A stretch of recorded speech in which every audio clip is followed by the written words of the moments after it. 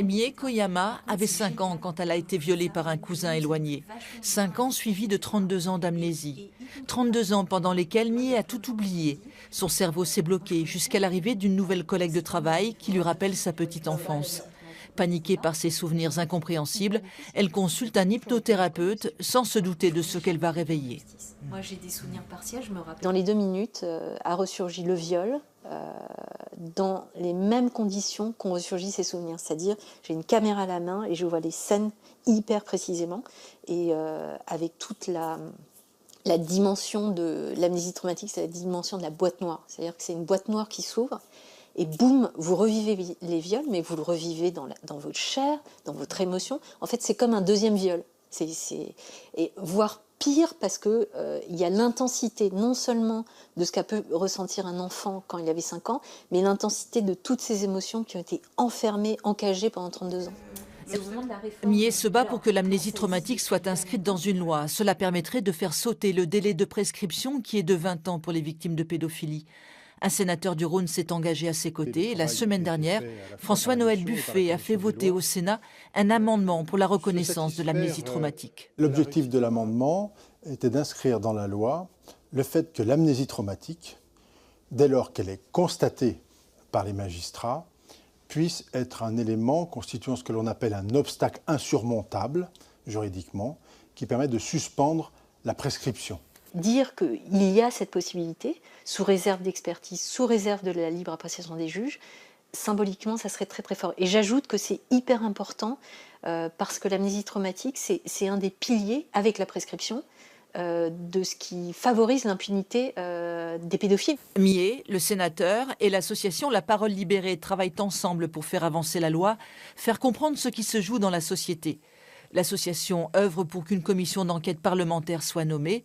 Ce serait un signe fort. Il faut une enquête avec une instruction et avoir des valeurs et des informations statistiques qui puissent permettre à ceux qui agissent, qu'ils soient législateurs ou non, qui décident d'avoir des éléments factuels pour pouvoir prendre des décisions et comprendre la problématique. Un amendement, une commission d'enquête parlementaire. Dans de nombreux pays, ces éléments ont permis de faire évoluer la loi.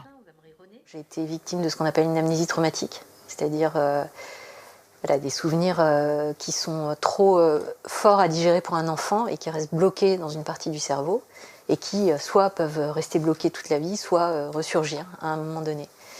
Et donc en 2009, quand ces souvenirs ont ressurgi, évidemment, j'ai eu une réaction un petit peu de blocage en me disant, je ne comprenais pas ce qui m'arrivait, comme souvent les victimes d'amnésie traumatique. On se demande si c'est vrai, si c'est réel, qu'est-ce qui se passe, etc.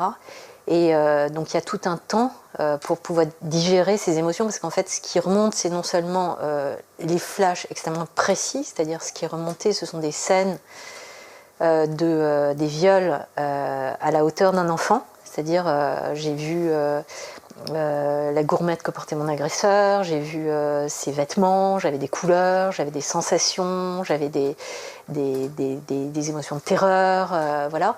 Donc il faut un temps avant de pouvoir poser tout ça.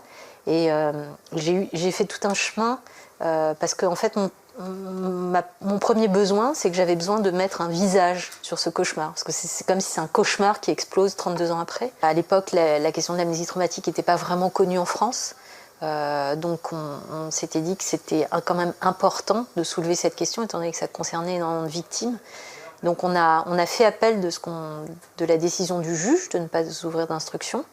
On a été jusqu'en appel et on a été jusqu'en cour de cassation avec Maître Portejoie pour demander à la Cour de cassation de considérer que l'amnésie traumatique nous avait empêché de porter plainte plutôt, et que du coup on demandait que la prescription soit suspendue de telle sorte à ce qu'on puisse déposer plainte. Nous, ce qu'on demande, c'est que en fait, quand les victimes ont des souvenirs de viol qui ressurgissent, qu'elles estiment que leur récit est suffisamment cohérent, qu'il y a un énorme risque, parce que c'est surtout la question qu'il y ait d'autres victimes, peut-être non prescrites, qu'elles puissent avoir le droit de déposer plainte, alors sous réserve évidemment d'une expertise qui atteste de l'amnésie traumatique, sous réserve de la libre appréciation des juges.